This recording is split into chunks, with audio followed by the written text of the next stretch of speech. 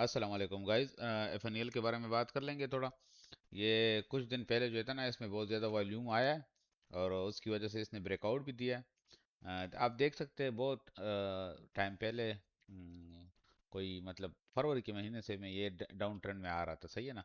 और इसने अपना हाई लगाया, ये डाउन ट्रेंड, और इसने अपना हाई लगाया था कोई 192 का, और उसके बाद ये आ रहा है। तो इसलिए कहा जाता है कि डाउन ट्रेंड में कभी भी ट्रेड मत ले। मतलब यहाँ पर आ रहा है, अगर आप यहाँ पर भी ले लेते तो आपको तो लगता है कि ये सेल लगी हुई है, मार्केट डाउन है, तो वो आप मार्केट में आपको सस्ता मिल गया। अगर आपके किसी दोस्त ने 1.74 पे खरीदा तो आपने 1.4 पे, आपने ये सोचा होगा कि दोस्त के साथ बेच देंगे, सही है, बहुत से लोग इस तरह करते हैं। लेकिन क्या हुआ, उससे भी नीचे आ गया, 1.13, एक 13, एक 14 तक आ गया। तो ये काम हरगिज नहीं करना, डाउन ट्रेंड में कभी भी ट्रेड नहीं लेना, सही है। वेट करे कि ट्रेंड अपवर्ड हो जाए। ये देखे, अब ये ट्रेंड जो है ना, ये चेंज हो गई है। इसने क्या किया, अपने डाउन ट्रेंड को ब्रेक कर दिया। तो अब यहाँ पर हम ट्रेड ले सकते हैं, लेकिन अब वो डिसाइड करेंगे कि ट्रेड हमने कहाँ पर लेना है। अगर डाउन ट्रेंड में किसी ने ट्रेड भी लेना है तो वो क्या करेगा, वो वेट करेगा एक जोन का, ताकि एक मल्टीपल जोन, एक मल्टीपल पॉइंट्स कायम हो जाए सपोर्ट के। अगर मैं ये कह दूं कि ये इसका सपोर्ट है, सही है, ये इसका सपोर्ट हो गया, और ये इसका सपोर्ट है। लेकिन अगर इसको हम देख ले, इसका एक पॉइंट यहाँ पर सपोर्ट किया है, अगर मैं यहाँ पर कह दूं, मतलब ये सपोर्ट हो गया। लेकिन क्या किया इसने, फिर वापस ब्रेक किया है, फिर वापस ब्रेक किया है। तो आपको ऐसे मल्टीपल जोन देखने पड़ेंगे, पॉइंट जहाँ पर इसने सपोर्ट ली होती। तो ये इसके बेसिकली मल्टीपल जोन जहाँ पर इसने सपोर्ट लिए और वापस यहाँ पे ऊपर गया है। तो अगर किसी ने ट्रेड लेनी भी होती ना, तो ट्रेड यहीं पर लेनी होती। ये जोन था उसका सारा का सारा। अगर मैं जोन ड्रा कर लूँ तो ये इसका जोन था, और उसमें आप जो सबसे लो पॉइंट है उसका स्टॉप लॉस रखते। ये जोन ट्रेडिंग होती है, ये स्विंग ट्रेडिंग होती है। लेकिन अब क्या हुआ है, अब ये इसने काफ़ी सही ब्रेकआउट दिया है, और वॉल्यूम भी से काफ़ी निकला है, बहुत काफ़ी निकला है। तो अब अगर कोई इस पे, कभी भी आपने ये नहीं करना कि जैसे ही मतलब स्टॉक जो है ना, वो ब्रेकआउट दे दे, जिस तरह इसने यहाँ से करते करते एक ब्रेकआउट दिया, तो आप यहाँ पर चढ़ जाए, नहीं, आपने वेट करना है रिटेस्ट का। अब ये करेगा रिटेस्ट। अब ये कितना करता है रिटेस्ट अपने जोन को, वो अलग बात है। वो आपको देखना पड़ेगा ये फिबोनाची रिट्रेसमेंट पे, कि आपने इस जोन का, ये जहाँ से रैली शुरू होगी इसका, इसे ड्रा करके 50 टॉप तक, इसके हाई तक क्रॉस करने ड्रा कर लेना है। तो ये आएगा कुछ 50% तक आप इसमें ट्रेड ले सकते हैं। मतलब ये पॉसिबल चांसेस होते हैं कि ये वापस जब रिटेस्ट करेगा ये प्राइस, तो ये कोई 0.5 टू 0.6 इस जोन तक ये रिटेस्ट कर सकता है। ये जोन है इसका, हम इसको उठा लेते हैं। बेसिकली ये जोन बनता है इसका।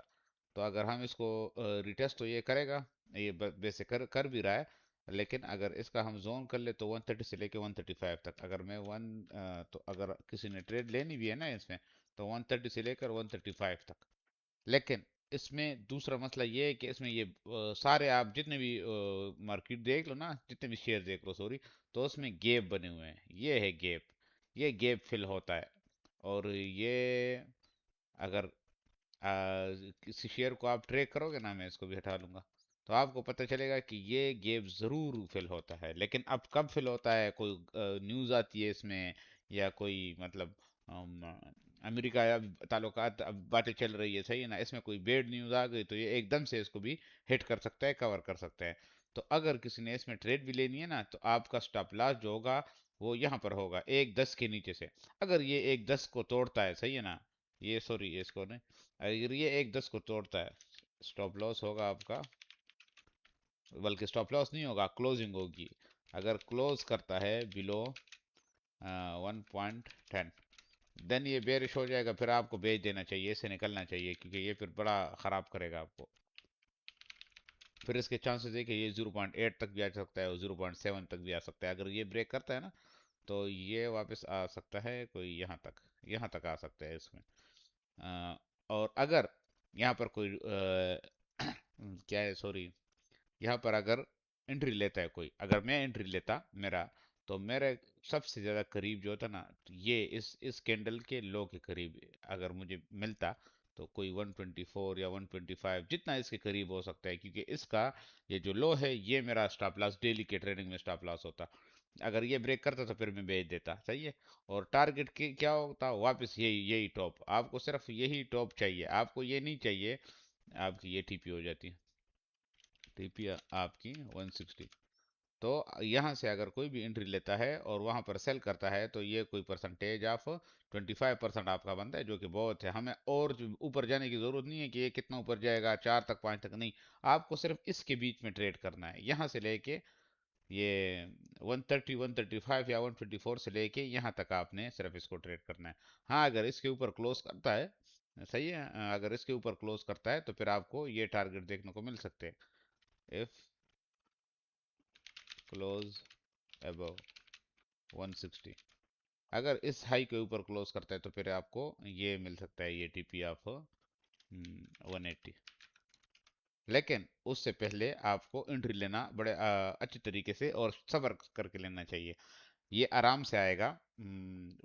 लगता है अगर मंडे को या संडे को कुछ अच्छा सा हो गया, जो मतलब टॉक्स चल रही है, तो फिर ये ऊपर जा सकता है डायरेक्टली। लेकिन अगर ना हुआ तो आराम आराम से ये कोई 130 या 135 तक आ सकता है, जो कि बड़ा अच्छा जोन है एंट्री लेने का। लेकिन स्टॉप लॉस जो है वही 110 रहेगा, और आप वापस अपना टारगेट है 160 तक रख सकते हो। 160 तक या 155 तक, जरूरी नहीं है 160 तक। लेकिन ये जोन आप रख सकते हो अपने लिए फॉर प्रॉफिट लेने के लिए। Thank you guys.